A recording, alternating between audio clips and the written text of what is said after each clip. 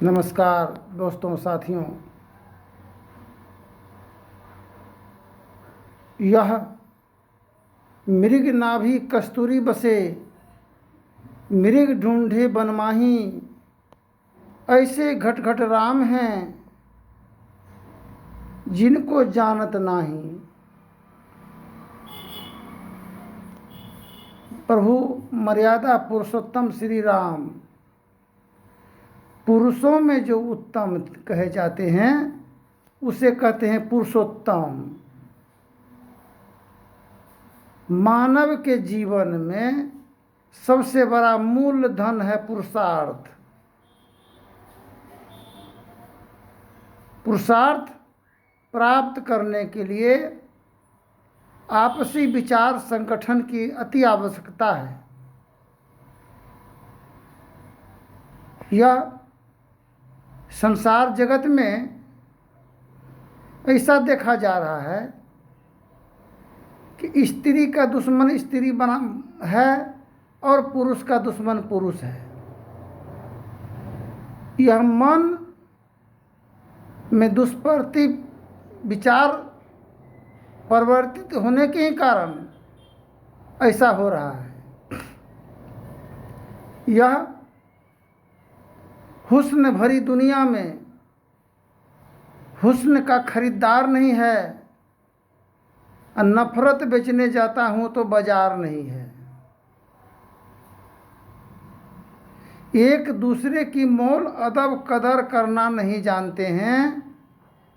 यह मोहब्बत प्रेम से हम लोग संसार जगत में आए हैं। यह हुस्न भरी दुनिया है, मोहब्बत की खजाना है, हम इसको नहीं जानते हैं, इसका मूल्य को नहीं जानते हैं और नफरत लेकर के जाते हैं तो कहीं पर सम्मान नहीं मिलता है, मान नहीं मिलता है।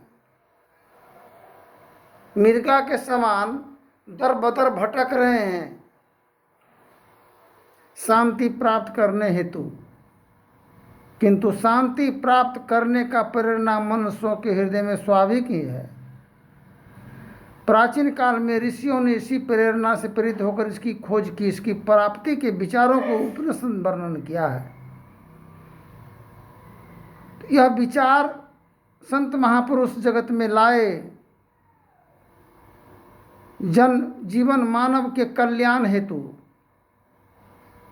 किंतु एक दूसरे का दुश्मन बने हैं और नाबोध नाबालक बाल बच्चों पर आपका दुष्प्रभाव पड़ने के कारण बाल बच्चा का भी जीवन अधोगति में पड़ा है। सरकार अति संभवतः प्रयास मानव कल्याण हेतु करते ही रहे हैं, किए हैं, किंतु हमको सरकार से भी एक शिक्षा लेना चाहिए। उनके पास किसी जाति प्रथा भेदभाव नहीं है, केवल नागरिक का सम्मान के संबंध में ही विचार रखते हैं, व्यक्त करते हैं। राशन किसान वृद्धा पेंशन किसान योजना के तहत लाभान्वित करके हम लोगों को जीवन को उद्धार करने के लिए इस प्रकार की अपना कदम उठाए हैं। आज थोड़ा भी ज्ञान उससे अगर ले लें और एक दूसरे की सहानुभूति व्यक्त करते रहें, ये हर परिवार में कलह और विघ्न समाप्त हो जाएगा। अपना ही घर में वृद्ध जन माता पिता, उसको श्मशान घाट नजर आता है क्योंकि सम्मान नहीं मिल रहा है वृद्ध जनों को। बाल बच्चा भी देख रहे हैं कि मेरे दादा दादी को सम्मान नहीं मिलता है, उनकी वचन का अनुसरण नहीं हो रहा है। तो ऐसा करने से हम लोग व्रत करते हैं, पूजा करते हैं, पाठ करते हैं, आदि इत्यादि करते हैं, किंतु मन का दुर्विकार दुर्गंध दूर हो ही नहीं रहा है। तो हम लोग क्या कर रहे हैं?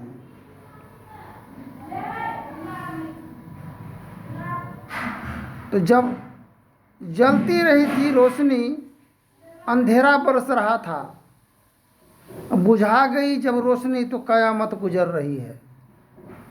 जवानी जब मिला, तंदुरुस्ती मिला, सेहत मिला, तो हम अंधेरा अज्ञान का बरस रहा है था। जब जवानी चला गया, वो रोशनी बुझा गया, तो चारों तरफ का ठोकर पर ठोकर खा करके आपका अपना ही घर मरघट और श्मशान के समान लग रहा है। अब किधर जाएंगे? संत महापुरुषों की वचन है, चारों तरफ घटा घन घोर मन मा, जई हो कौन ओर। 5-25 के निस दिन झगड़ा, नाहिन तोरन मोर मन मा, जई हो कौन ओर। कुटुंब के यहाँ जाते हैं, उनके घर में भी विघ्न है, कलह है। ससुराल जाते हैं, वहाँ भी परेशानी तबाही है। अपना घर में भी है तो तबाही है, परेशानी है। तो किधर जाएंगे? गुरु महाराज महर्षि में ही परमानंद जी महाराज की वचन है, अंतर की डगरिया चलकर तापर प्रभु मिलते। अंतर हृदय की डगर मार्ग होकर के जब चलेंगे तो वह प्रभु तत्व की प्राप्ति होगा, अज्ञान और अविवेक का नाश होगा। आखिर पुत्र पिता पर प्रहार क्यों करते हैं? पिता पुत्र पर क्यों करते हैं? आखिर कारण क्या है? हम लोग अंतर हृदय डगर होकर के नहीं चल रहे हैं, बाहरी जगत में सैर कर रहे हैं मृगा के तरह। मृगा को दिखाई होता है कि वहाँ पानी है, खुशबू वहाँ है, और दौड़ते दौड़ते दम टूट जाता है, किंतु उसके नाभि कुंडली में ही खुशबू होता है। इसलिए अपने अंतर हृदय जगत में वो संसार है, हम उसमें सैर नहीं कर रहे हैं। बाहरी जगत में सुकून और चैन शांति को खोज रहे, ढूंढ रहे हैं। मोह को कहाँ ढूंढे बंदे, मैं हूँ तेरे पास में, ना हूँ मैं काबा काशी, ना हूँ मैं कैलाश में। तो पति पत्नी में बनान नहीं होता था। पत्नी पति को देख करके चिर था, सम्मान नहीं मिलने के कारण तो पुत्र सोचा कि मेरा पिताजी ही मेरे धर्म पत्नी को बिगाड़ रहा है। इसी के बहकावे में आकर के हमको कोई वैल्यू नहीं दे रही है। पिताजी सोचा, अपने धर्म पत्नी को पूछी, ऐसा क्यों हो रहा है, आखिर कारण क्या है? बोला कारण का भी निवारण है, समय के ही उपरांत होगा।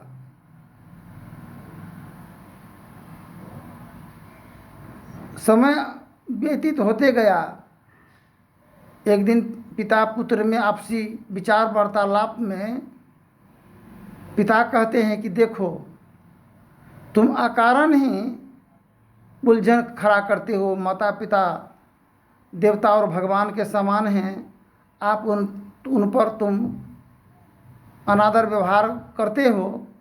तुमको पति पत्नी में आपसी रंजिश है, तो वहाँ न तुम खोज करोगे, बुराई अपने आप में खोज कर ढूंढो, अपने आप में ढूंढो। कहाँ कमी तुम में है, कहाँ कमी उनमें है। दोनों की आपसी तालमेल होने पर ही समस्याओं का निवारण होगा। तो सपने हो नहीं पर दोष निहारो, रामायण में लिखा हुआ है। जो दूसरे की दोष को देखते हैं, अपने आप का दोष को निहारते नहीं, देखते नहीं हैं, उनका कल्याण नहीं होता है। धन्यवाद। जय हिंद, जय भारत। आगे के प्रसंग में बोलेंगे।